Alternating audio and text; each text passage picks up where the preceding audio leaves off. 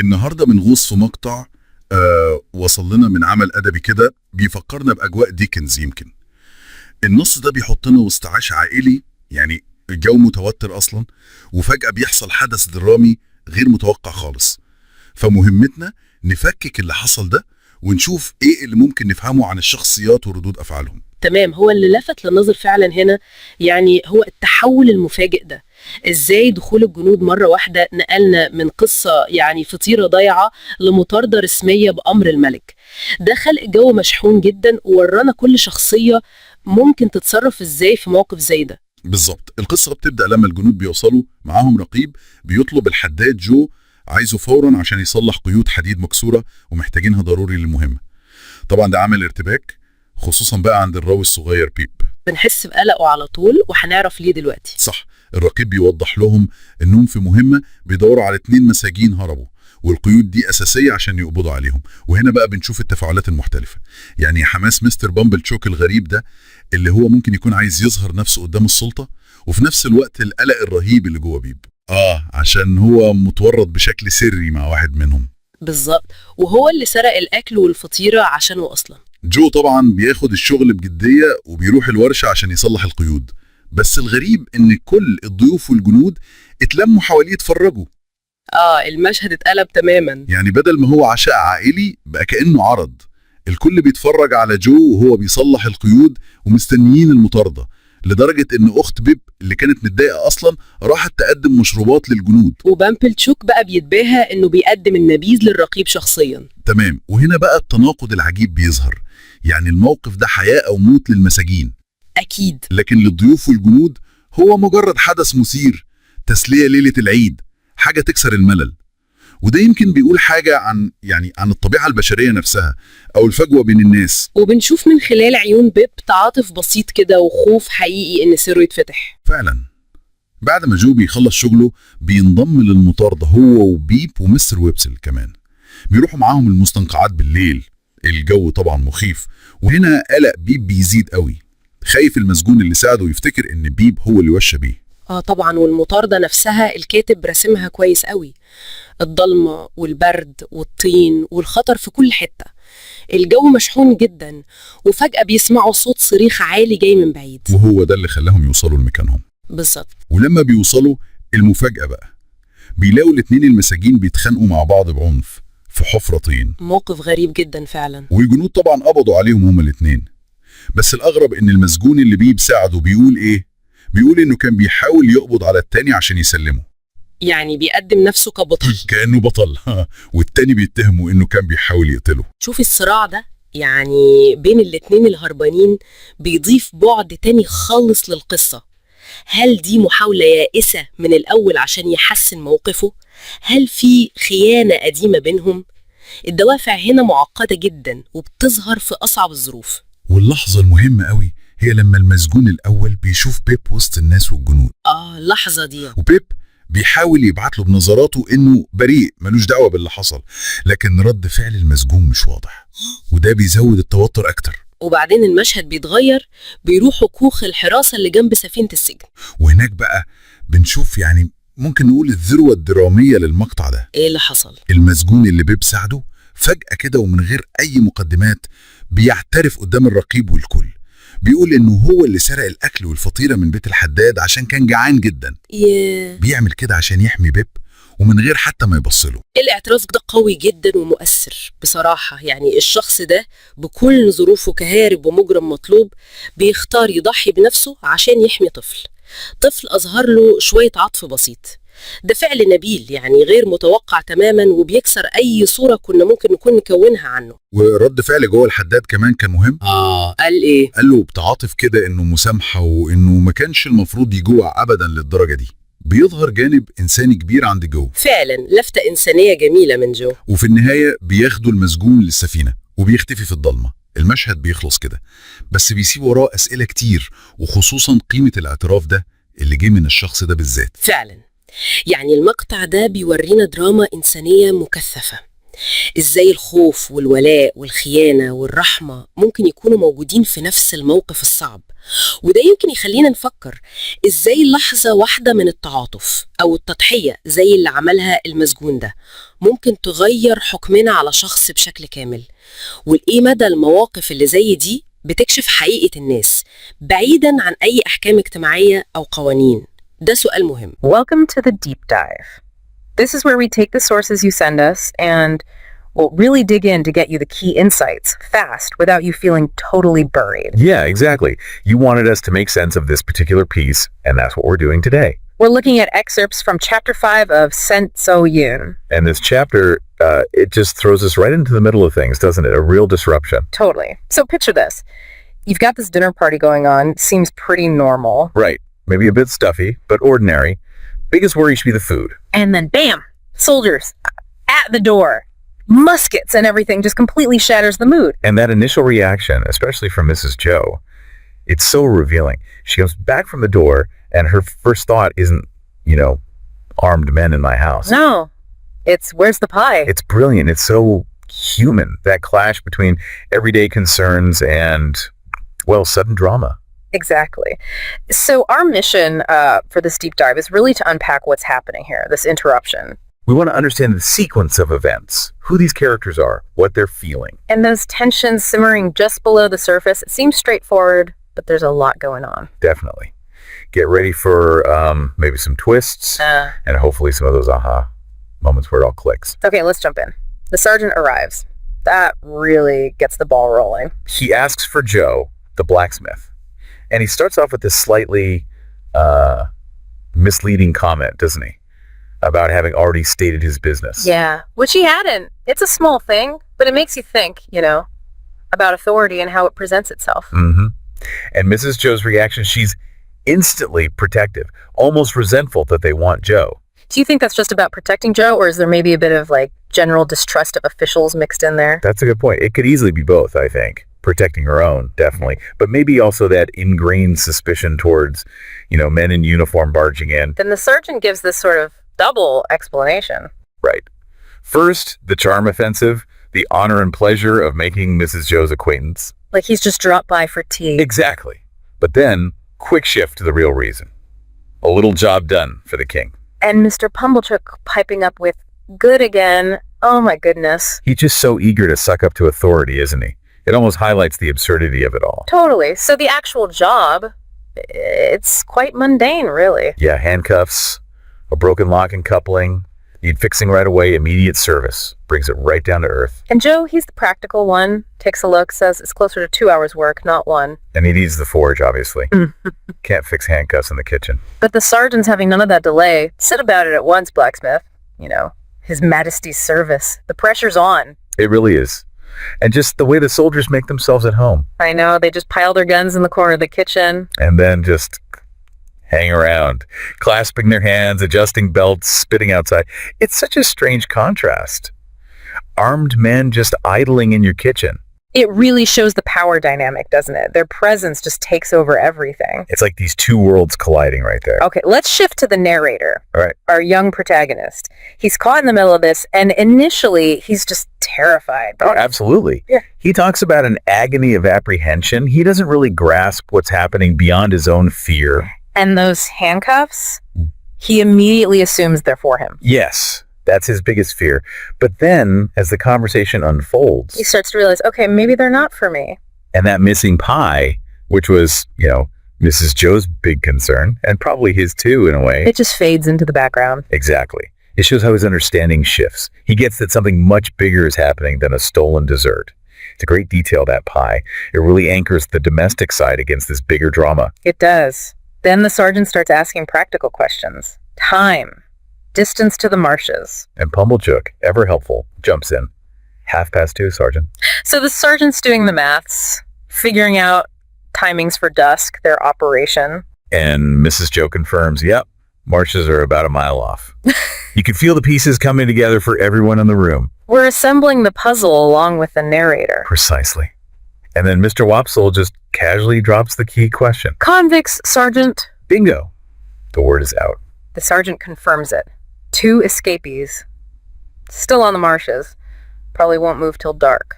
And then he asks that crucial question, looking around the room, but pointedly not at the narrator. Anyone seen anything? Ooh, yeah, that exclusion is huge, isn't it? Because the narrator has seen something. He's carrying this massive secret. Everyone else can honestly say no, but he can't. It puts him in such a difficult position. The sergeant seems pretty confident they'll get them, though. Tells Joe to get started on the handcuffs. But Joe gets ready, takes off his good coat, waistcoat, ties on his leather apron.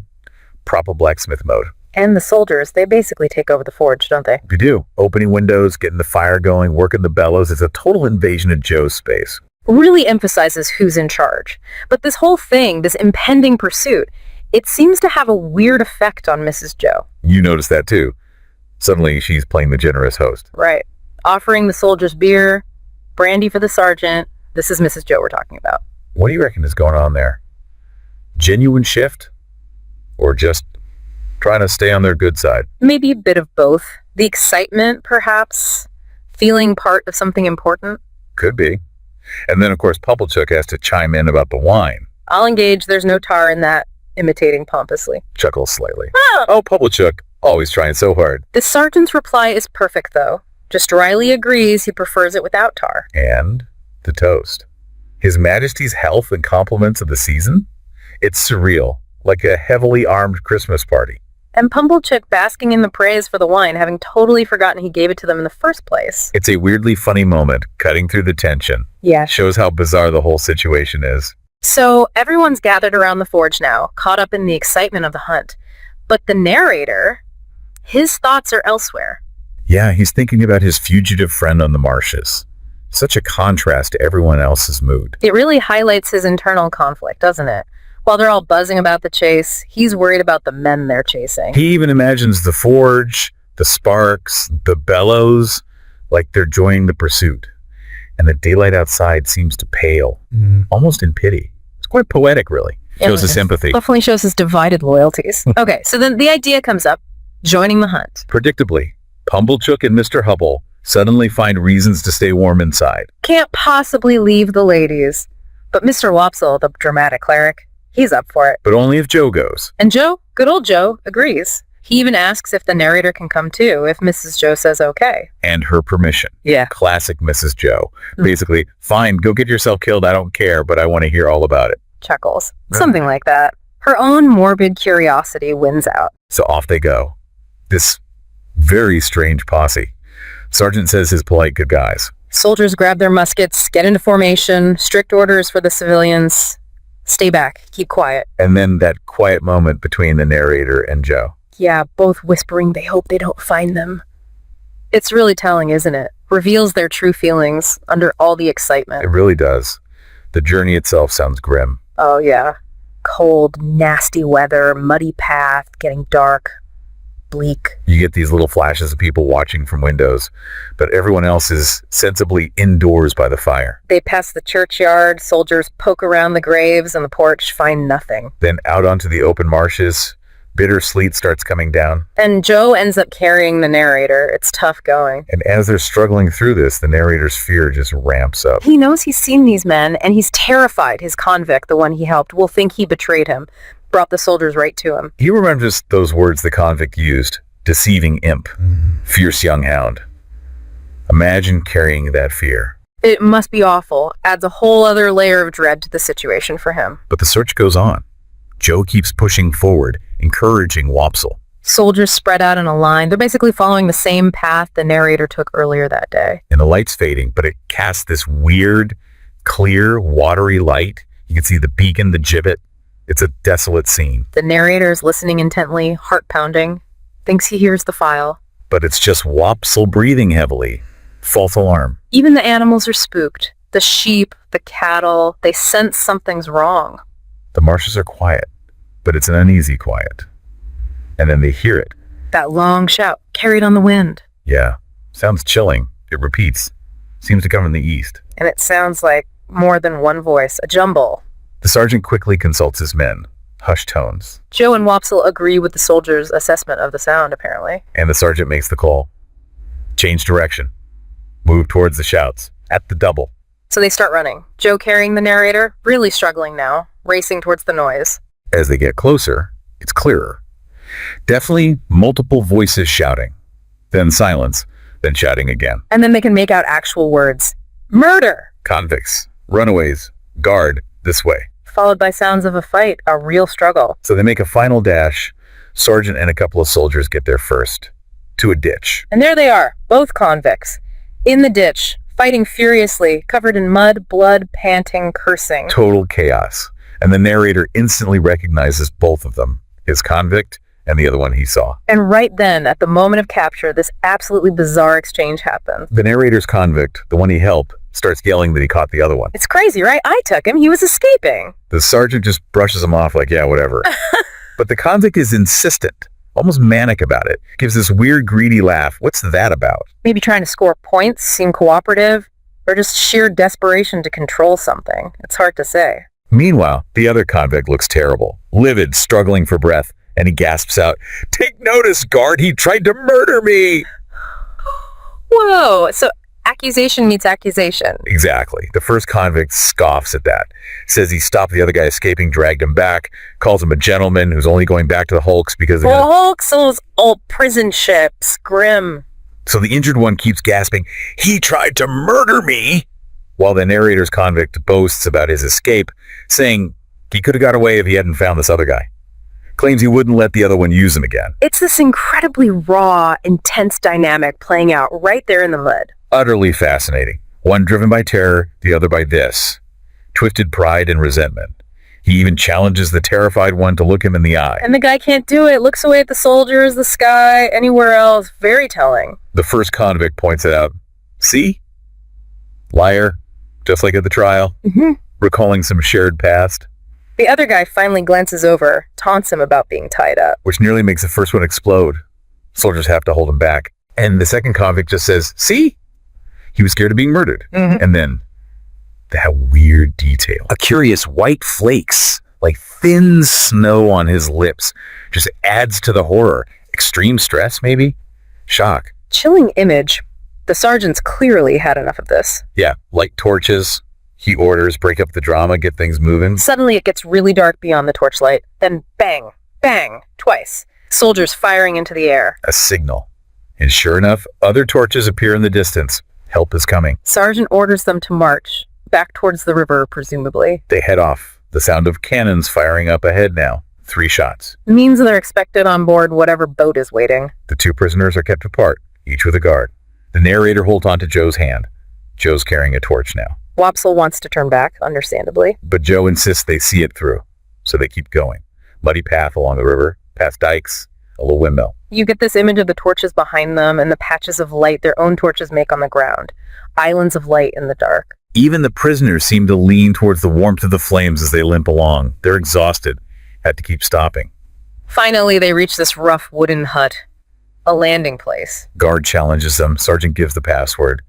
Inside, it smells of tobacco and whitewash. Bright fire, a lamp, muskets, a drum, a bed. Few soldiers lounging on the bed, barely look up. Just another day at the office for them. Sergeant makes his report, writes something in a book.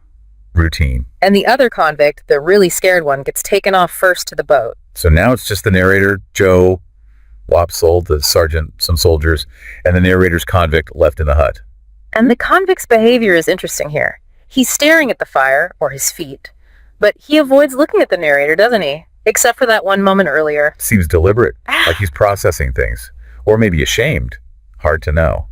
Then he speaks up, wants to talk about his escape. Says it's so no one else gets blamed. The sergeant's pretty dismissive. You'll have time for that later. But the convict insists. No, this is different. He stole food from the village because he was starving. Seems an odd thing to confess right now. Why bring that up? Maybe trying to frame it as necessity, Yeah. not just wanton crime. The sergeant corrects him. You mean stole. And then the convict says where he stole it from. The blacksmith's. Hello, says the sergeant, looking right at Joe. Hello, Pip, Joe says, turning to the narrator. Suddenly it clicks. The convict clarifies. Some broken whittles, leftovers. Liquor. And a pie. The pie. It comes back to the pie. Sergeant asks Joe confidentially, was there a pie missing? Joe confirms it. Says his wife was just complaining about it when the soldiers arrived. He even asks the narrator, "You heard her?" And the convict looks towards Joe, then not the narrator, but Joe, and just says it flat out, I ate your pie. Wow. After all that chaos, that violence, it boils down to this simple confession. And Joe's response. This is just incredible, isn't it? Amazing. He basically says, God knows you're welcome to it, poor miserable fellow creature. Totally forgiving. Thinks about Mrs. Joe's reaction, but his compassion overrides it. He even asks the narrator, we don't know what you done, but we wouldn't have you starve to death for it, poor miserable fellow creature. Would us, Pip? Just pure empathy. And the convict. That click in his throat again. He just turns away. Can't handle the kindness, maybe? It's a powerful moment. The boat comes back. Time for him to go. They follow him out to the landing. Watch him get put in the boat, rowed by other convicts. And nobody reacts. No surprise, no pity, no satisfaction, just indifference. It's chilling. The command rings out, give way, you! Oars dip! They see the hulk in the torchlight, that wicked Noah's Ark, chained up, looking like a prisoner itself. The boat reaches it, he's taken aboard, disappears inside. And then the torches are put out, plunged into the water, end of scene, end of his story for now. Wow, what a sequence of events. Right. So, just to pull that together, soldiers crash the party, leads to this frantic chase across the marshes, the capture, the intense drama between the convicts. And it all circles back, unexpectedly, to the stolen pie and that moment of confession and forgiveness. The key things to take away here. Well, you see how easily ordinary life gets disrupted by these bigger forces like the law. Definitely. And the desperation of the convicts, their own complicated relationship, the violence and the fear. Contrasted with Joe's simple compassion, and the narrator caught right in the middle, grappling with his own secrets and fears. The pie becomes this weird symbol, doesn't it, of basic human need and also of connection. Absolutely. It really shatters the peace and exposes these underlying currents in their lives. So something to think about. What does this whole intense episode really tell us about justice or guilt? How intertwined are these people's lives, even when they don't realize it? And what are the ripples? What are the long-term effects of this night? Not just for the convicts heading back to the Hulk, but for Pip, for Joe, for the whole community. Think about the inner leaves here, the motivations behind their actions. Lots to chew on there. Thanks for taking the deep dive with us.